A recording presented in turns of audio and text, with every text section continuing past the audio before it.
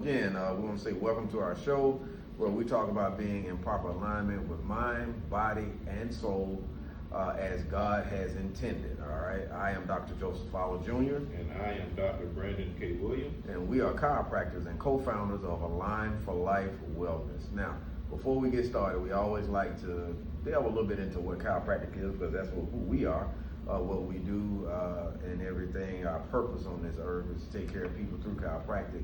And we like to kind of dispel some of the myths. So a myth that we want to dispel today is chiropractic isn't evidence-based. And so where that's coming from, the evidence-based, a lot of the mainstream medical, if you will, they get a lot of their push, a lot of their,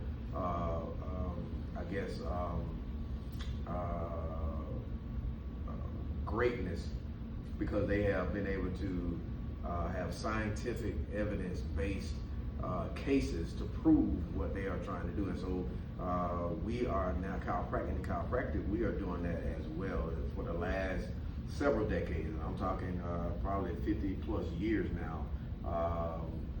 Chiropractic has been doing evidence-based cases to make sure that when we say we're able to help people with certain ailments, that we can prove it through again, scientific analysis. Yes, there's been a lot of research within the chiropractic realm when it comes to the health and benefits and the overall implications of chiropractic amongst many different disciplines, many different health areas, anywhere from reduction and relief of headache to boosting the immune system, to musculoskeletal functional improvements, to reduction of high blood pressure, increased metabolism. It runs the gamut. Even things as far as fertility issues, libido, erectile dysfunction. It runs the gamut. So because as chiropractors, our focus is the nervous system and making sure that our central nervous system, consisting of our brain and spinal cord, are functioning properly, so that those other systems and organ systems of the body can function properly as well. Yes. So again, we just want to say thank you guys again for joining us. August, we're into August now. We mentioned that earlier, and so one of the things that August is known for, or is actually celebrated in August, is Black business ownership, or Black entrepreneurs. All right, and so the historian John Templeton and the engineer Frederick E. Jordan began Black Business Month, National Black Business Month, back in 2004, with a goal of advancing policies and to deal with issues in gaining financial backing for the more than 2.6 million Black-owned businesses in the United States. Again, a fun fact.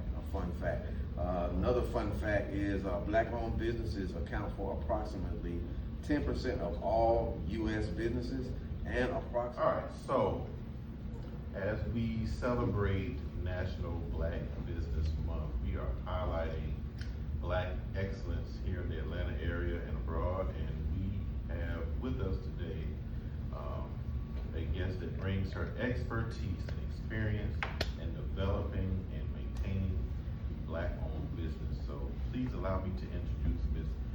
Terrie Ajile Axam, a visionary choreographer, educator, and founder. Ms. Axam has used dance and cultural arts to transform lives for over 40 years. A Princeton graduate with an MA in dance education, she created the Moja dance technique and made history as Georgia's first certified dance educator. Her work has been featured by CNN, the NAACP, and Cosmopolitan magazine. In 1985, she launched Total Dance in a single classroom. Today, Ms. Axam and Moja Dance Company continue her mission of empowering youth through the power of movement. Please welcome Ms. Terrie Axam. Yes, welcome, Ms. Axam. Thank you. Yes. So I know you heard all of that good stuff that Dr. Williams just said about you, and I like to call that side A. Absolutely. That's the A side. Yeah. So I'm gonna allow This is a you. multi-volume series. Yes, multi-volume. But I'm gonna allow you now to tell us a little bit about you, and if you wanna go on to flip it on the B side a little bit, that is your prerogative. Absolutely. Okay, first I would like to graciously say I am proud to be a child of God. Yes. And I say that in all sincerity. With decades on this earth, I continue to understand more and more of my assignment and my purpose by knowing God more and more. And it's been only recently that I even began to understand my prayers. And my prayers are for me to hear the possibilities and the insights that I can bring to myself, to bring to others in understanding my assignment, Yeah. my purpose, my mission, listening to my heart, but listening to that through a higher self and my connection to God. I am a native Atlantan. Not That's never- rare. That's You're right, very you're right. rare because it's a challenge for me. As I understand the utopia of what I grew up in Atlanta and the ATL, I do embrace that. I am also very, very proud to have 3 awesome children. And I say that because they are adults that are productive in their own light and pathway. And that's part of my mission on this earth, Yeah. to have birthed someone, to have them do their mission. And I have 10 grandchildren and 1 great grand. So when I share who I am, that's part of my mission as well. But I'm also the mother and creator of a nonprofit arts organization, which is growing, and it's 43 years young. Okay. And my Moja technique, which is a combination of modern and African, is 53 years young. And when you talk about art forms in the dance world, ballet is approximately 800 years. Your modern genres are approximately 80 years, and then Moja is 53. So in the process of that, I am also happy to say what I did in the 70s, which wasn't accepted readily, for me to combine modern and African. People were just like, you can't do that, because the genres were more separate. And so African was recognized, of course. Modern was recognized, of course. But to combine that was not something that was readily acceptable. And I had to push through that because I am a modern African woman. I had to authentically represent who I am. And in loving my culture, those dancers that embrace African culture, I just have to say, I felt really good when I went to Senegal. Okay. And the drummers came up to me and they said, thank you, Ajile. Thank you for bringing me you. And not to discredit anybody, but they share with me quite often dancers from other places, of course, the United States, will come and show them African dance. Right. And they said, we are African, show us you. So that's a lot about me in a little capsule. Yeah. A little snippet. Yeah. That's a lot. in that nugget, so that's good. That's good. So you kind of touched on this question I'm about to ask you when you started talking about authenticity, right? So Okay. my question is, how do you balance authenticity and business professionalism in a world that is predominantly, at least in this world, predominantly white? So how do you balance that authenticity and professionalism in a white-dominated genre? Really good question. By always being me. Okay. And, I get a lot of compliments about who I am and being authentic, but it's the only way I know. Right. So when people compliment me, I don't know any other way to be so I say thank you to that, but I don't know how to compromise who I am. Right, okay. I don't have a comprehension on how to do that. So even in Atlanta, I was one of the first Black children dancers to go to the Atlanta Ballet. Wow, wow. And there had to be a decision made with whether or how I came in. So I was auditioned before their director, and I'm this young girl where they call out steps and say, do this, do this. Then they placed me in their second company, which I needed to be in a class studio with children my age. So they placed me there because they did. And from there, I literally left Atlanta, and decades afterwards, I came back and I became a part of their modern company, because it was a professional company after doing work in New York and New Jersey, and I wanted to return to the South. God help me. Come on. It's in your roots. Yeah. You take the girl out of the South, but you can't take the South out of the girl. That's right. I went back to Atlanta Ballet, who had a modern company at the time, and became a company member, and I think I was probably the third Black person they had in the company. It was a big challenge. Yeah. It was such a major challenge, and then I started teaching for them.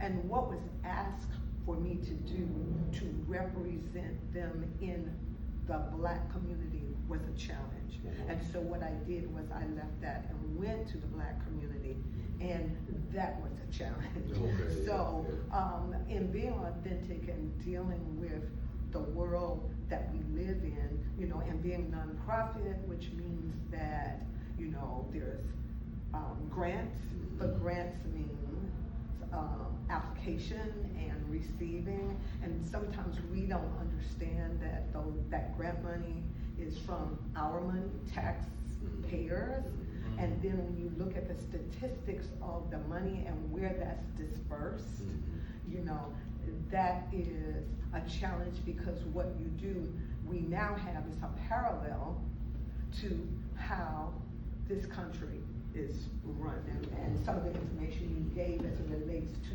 businesses and Black businesses and what that entails is the same thing that I deal with as it relates to the artistic world, but being authentic within context of that is really not a challenge for me, because I don't know how to do it any other way, and even the opportunities I've had where it's like, you know, working, say, in the Buckhead area, I felt like sometimes I was compromising based on the kind of work I was doing. And that was hard. That was really hard. But it's a meaningful struggle. And so because of the performance part of me, which is a lot of who I am. I'm a cultural dance artist. I'll just say to sum that up, I'm not a young girl, nor do I wish to be. I'm not a young girl except inside, you see. I'm not that old. We know you just turned 21. I'm sure you know.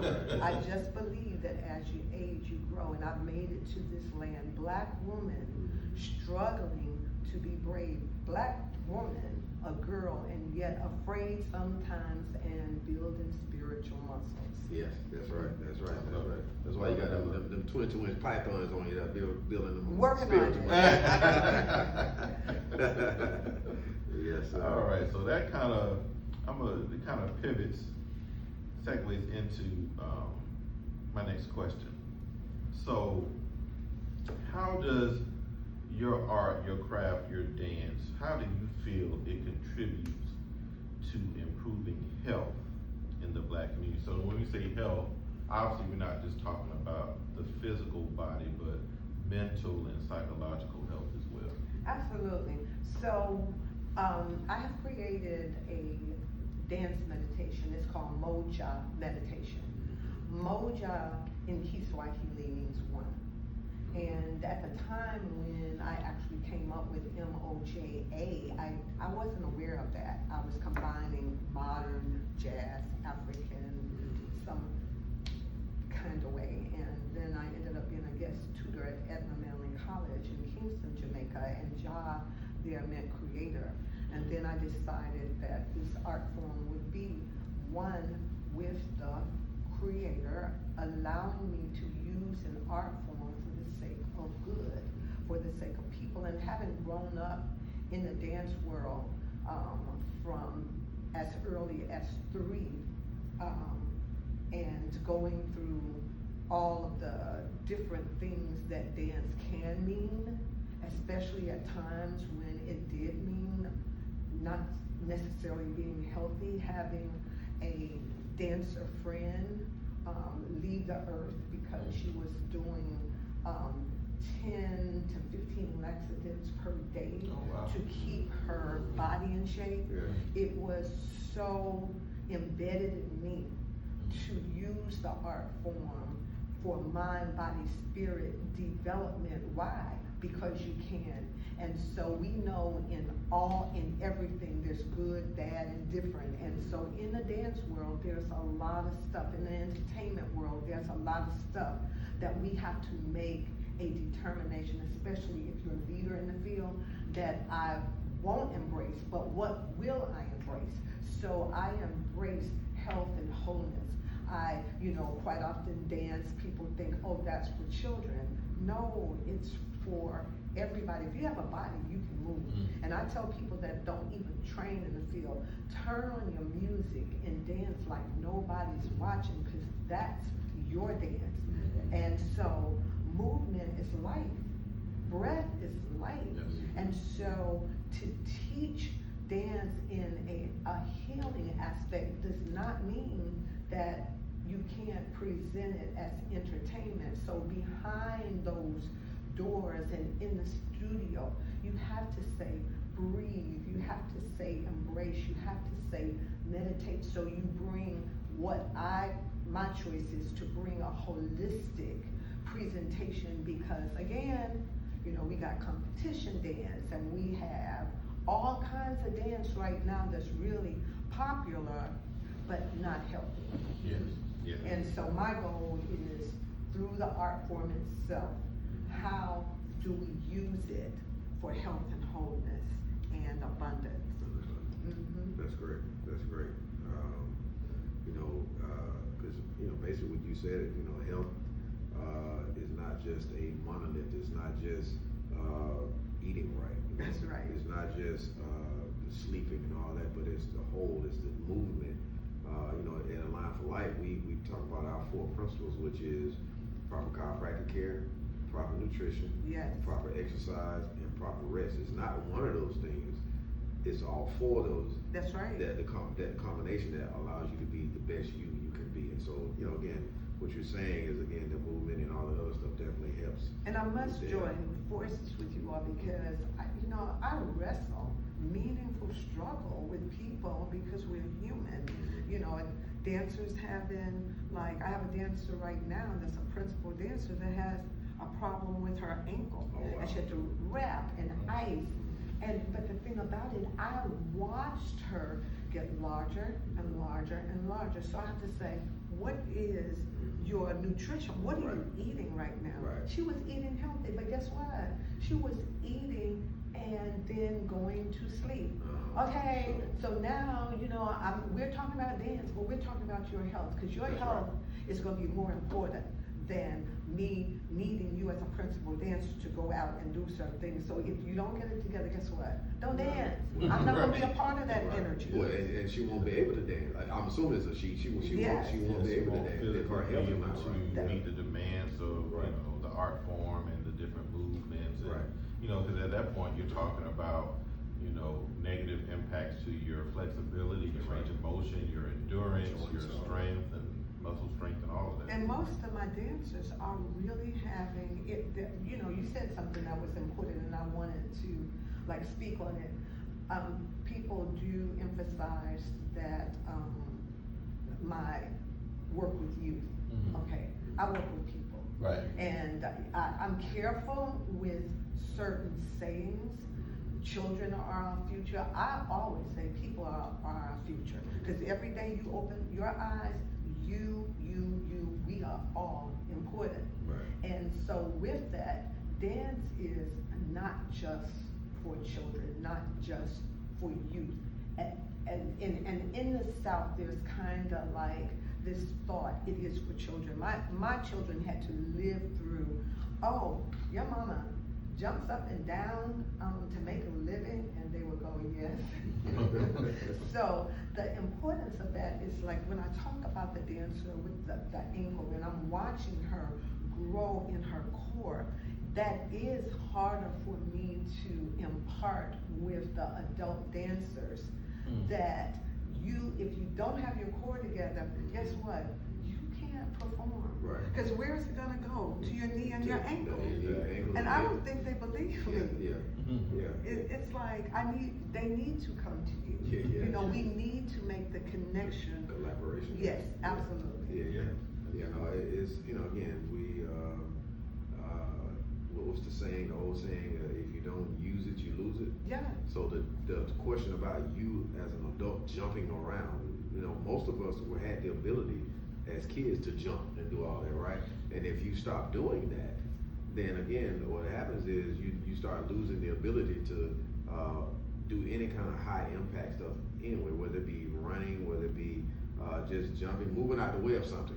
Some people, an object may be coming at you or something, but because you're unable to jump, you can't get out the way, and so you get hit as opposed to not getting hit. Yeah. So that's good. So another question here.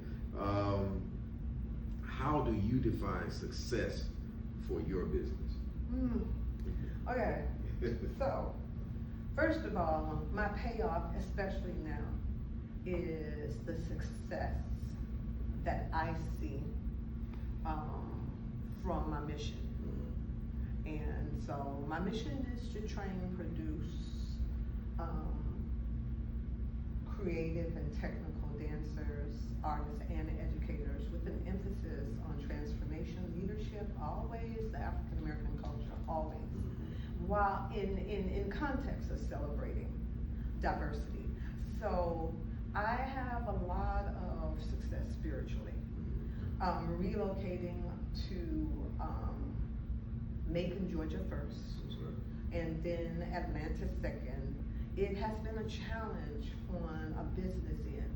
And initially it wasn't, because I am fortunate and blessed that I had parents that were philanthropists.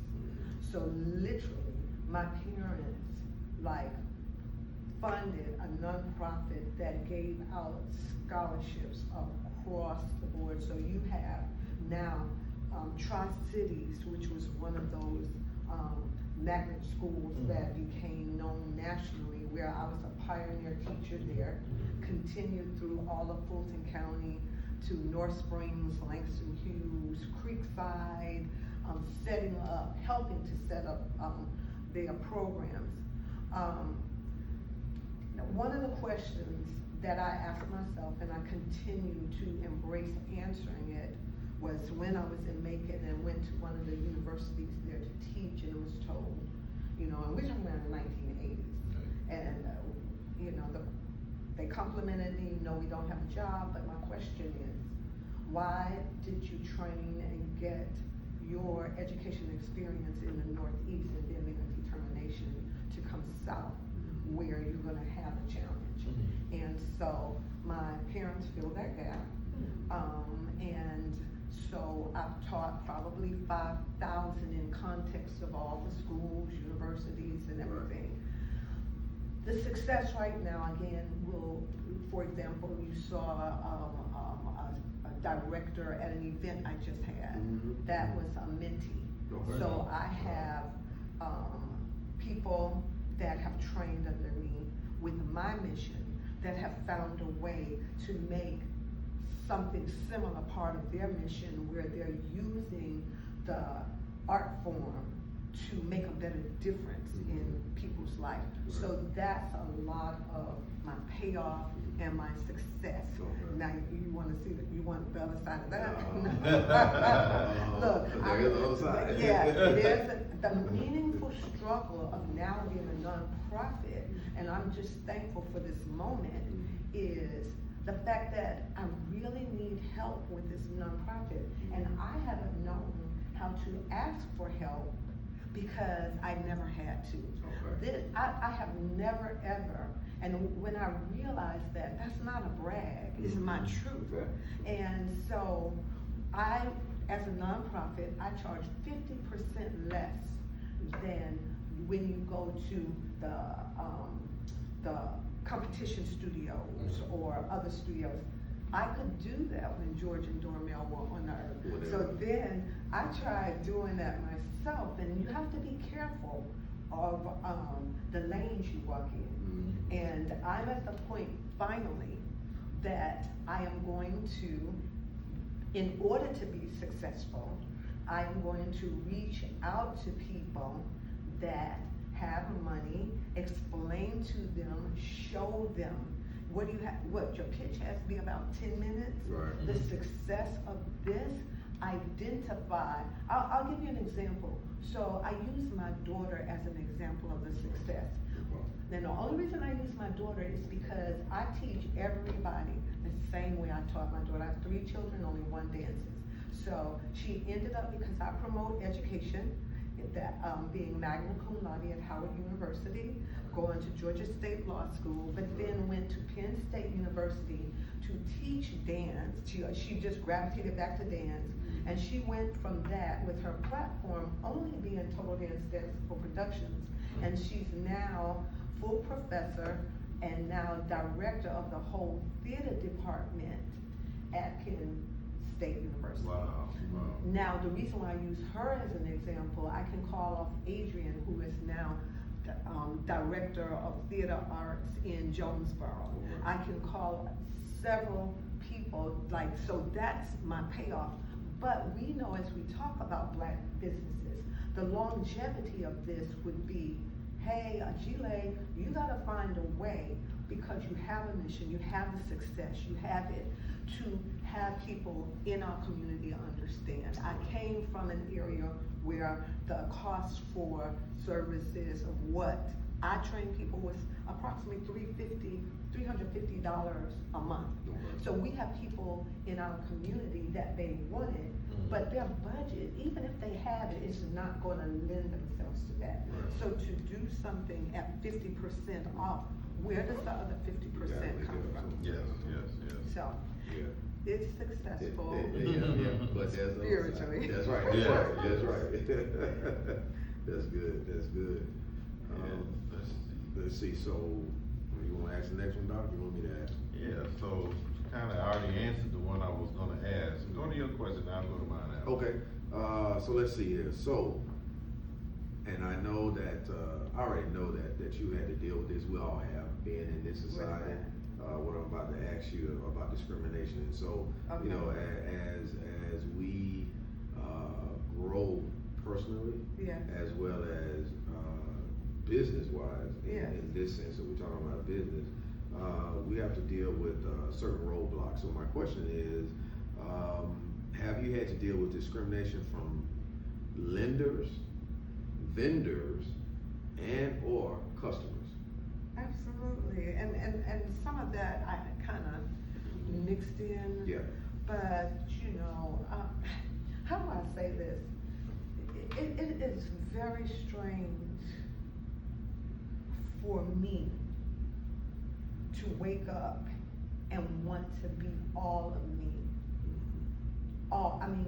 Mind, body, spirit in this here United States. That's a mouthful. I've never understood. I'm so grateful that I didn't understand whatever made me different. And when we, in the conversations we have a lot of times about history and where we come from and what has been changed, you know, there's a movement, because all my movements have meaning, and it goes like this. I'll show you why. It's called God Help Us. Okay. We open our hearts to you. And so I reach out to this universe to get a better understanding of myself, my path, and our pathway as people of color that you talked about in the beginning. And I ask God, please help me understand, because I will never understand this other than there's light, there's darkness, there's good, there's bad. Right. But all of this, especially now, where it appears that's what's negative is more prevalent, the discrimination on every level, from grants, from doing business on almost any level. Like, I was working on my PhD in dance to present this Moja technique, and I was at NYU, and I discovered Catherine Dunham. Catherine Dunham literally brought jazz and other cultural dance to this world. Most people don't even know about her. I left my program, I went to St. Louis, East St. Louis, to meet her, to study under her, and I did. I went back to my program at NYU. Now I'm ready, suited up, because she let me know I was not crazy, because she was doing it in the 1930s, what I started doing in 1970. Went back, they had shut the program I was enrolled in, it was gone. And so my advisor said, look, your portfolio, you have done more than the students that are able to graduate as we close this program out. I told them straight up, I said, I'm a black female. I said, I know that I'm gonna have to continue to recreate what I am and who I am on a regular basis. And this is gonna sound strange, because I tell people, I am Southern. I'm born and raised here. But I have to recreate, reinvent, and prove myself so much that I really do, I have to say it, I really do miss New York. Because in New York, I was in the flow, I was doing, I would tell you like this. And you'd say, big city life. Yeah, and they loved me, and I loved them. And when I came home, it's like, not overall, because Atlanta, ATL is jamming. But look up the statistics, look up what shows up for Atlanta in the arts. I'll let y'all think for a minute. What so shows up? It's a different vibe, you know, it's the creative scene. And of course, Atlanta here today is different than the Atlanta it was maybe 20, 30, 40 years ago. But in the arts, how different is it? Oh, In drastically. in the cultural arts of what is called NA. Y'all know what the NA movement is? Not all hood. Okay, so if we go to the Not All Hood movement, which I'm getting ready to embrace in my Moja movement, modern African movement, I'm embracing that, because Atlanta, I love you. You're my home. You are. But come on, Atlanta has to be known for more than what it's representing right now in the music. We are here. Like, when I acknowledge people, the legacy that laid the foundation of who and what I am in Atlanta, I do acknowledge Catherine Dunham, Pearl Primus, all of these people, but there are other people in Atlanta that are also doing what I'm doing. But go in a school and ask, have you heard of Ishi? Have you heard of Ajile? Have you heard even of Catherine Dunham? But ask them, have you heard of Sexy Red? Have you heard Beyonce? And a lot of people get upset with me about Beyonce. I don't know her. She could be a person, you know, all of us. Take off our hair, our nails, our makeup, our eyelashes. Could be a good person, but what is your team bringing to, especially this population in Atlanta? I deal with young black women, and I deal with all black women, and I am proud to say I knew my great-grandma Ida.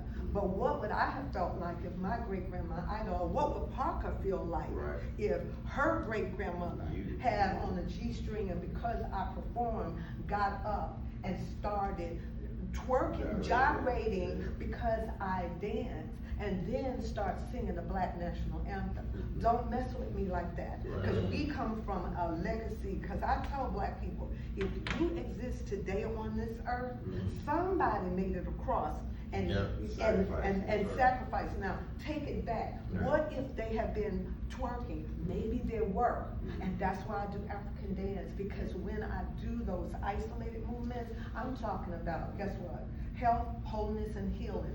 What are you talking about? Are you talking about sex, sensuality? Maybe I can take that. But we have to get real. And so, in what I'm saying right now, I just have to pay respect really to Malcolm Jamal woman. Yes. I Yes. really appreciate it.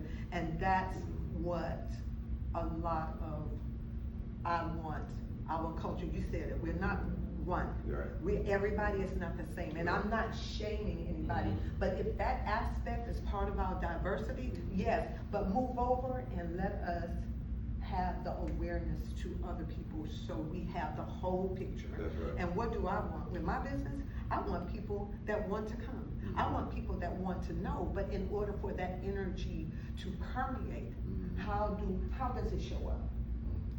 Give us a space. Right.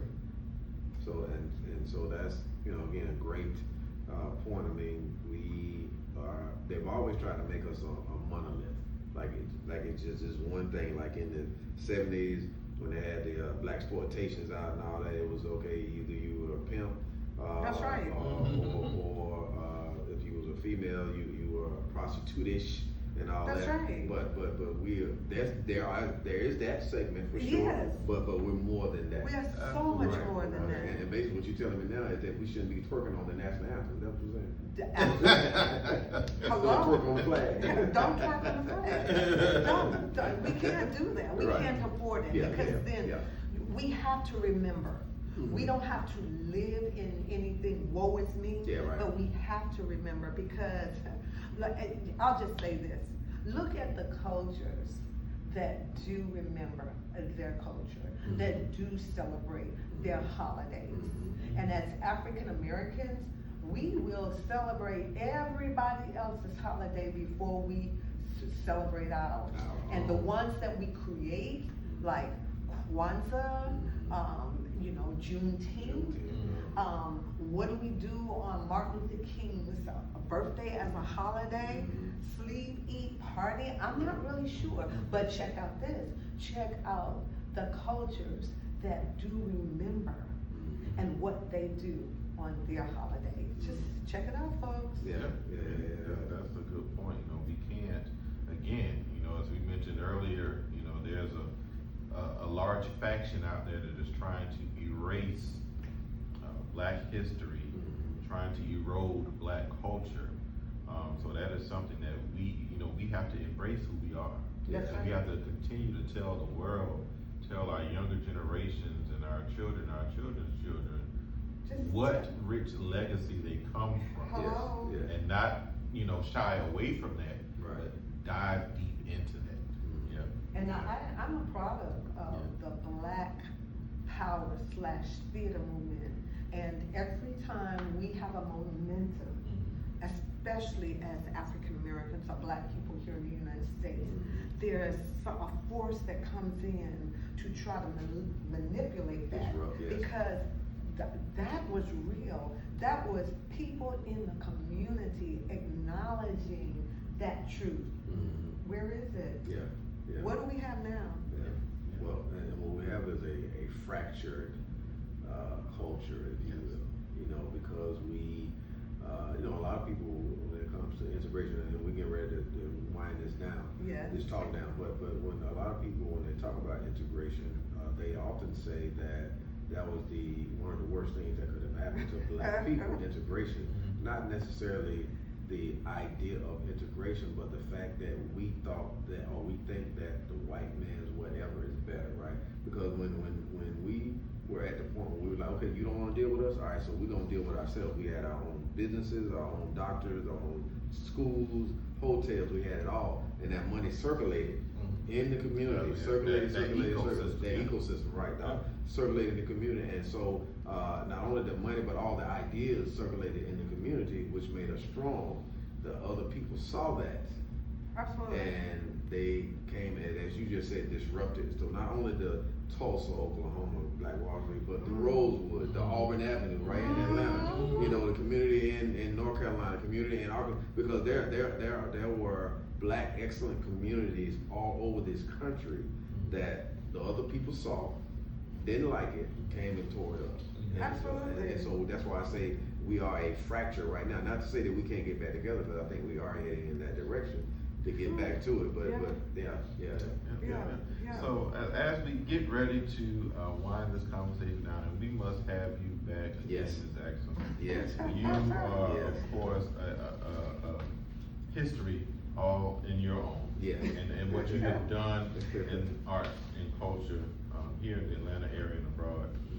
But last question, what legacy do you hope to leave as a Black business owner, particularly as someone who's been so involved and so illustrious in the art and dance space?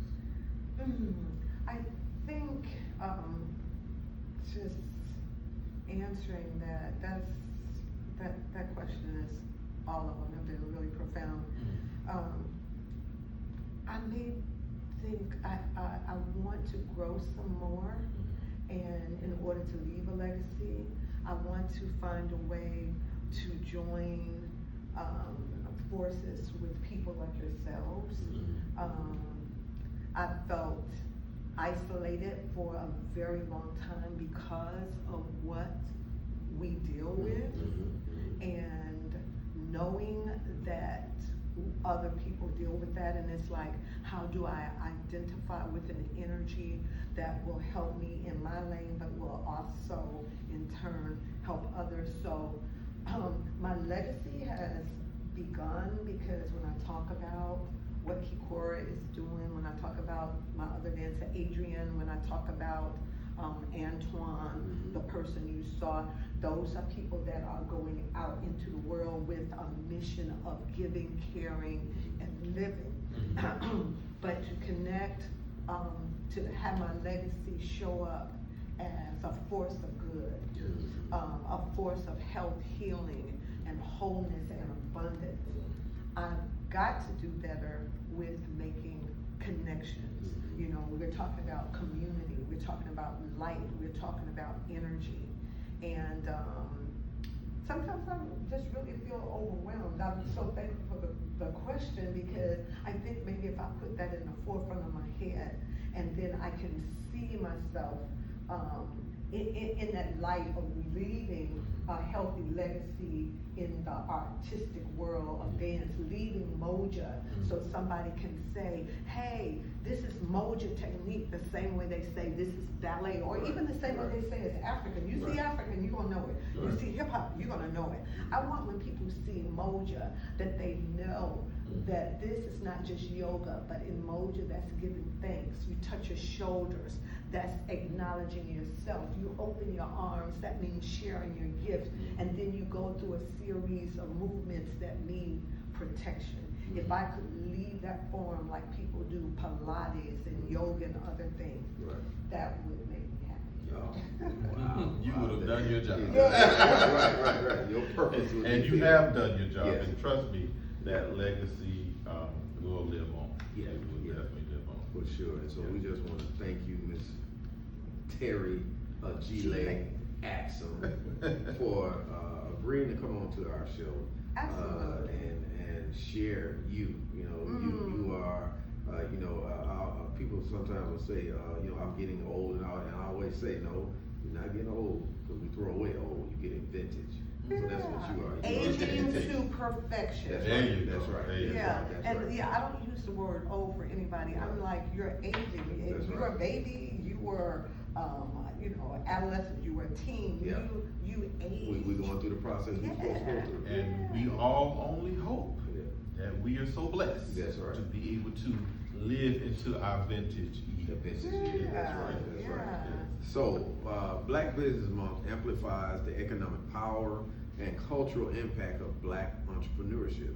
It highlights challenges such as access to capital and underrepresentation, while encouraging action toward equity and inclusion. Oh, I said those words, equity and inclusion. Oh, Oh. all right. They gonna cancel you, Doc. Right. Turn the lights off. Right. So to bring more revenue and visibility, please shop Black-owned businesses in person, as well as online. Yes. Raise awareness of Black-owned businesses through hashtags, spotlight stories on social media like fan base, and tag businesses to increase their visibility. Support policy change by engaging with policy makers. Support grants and initiatives aimed at supporting Black-owned businesses. Yes. So again, we just want to thank you guys for listening in on us every week. Again, I am Dr. Joseph Fowler Jr. And I am Dr. Brandon K. Williams, and we can be reached at 404-383-1110 or online at www.yourfinespine, that's yourfinespine.com. Yes, and as we always say, if you want to be fine, take care of your spine. We got you. Tune in Yeah. for next week. Yes. And we hope to see you there. And again, we apologize for the technical difficulties today. Yes. But we look forward to tuning in with you all next week. Take care. Take care.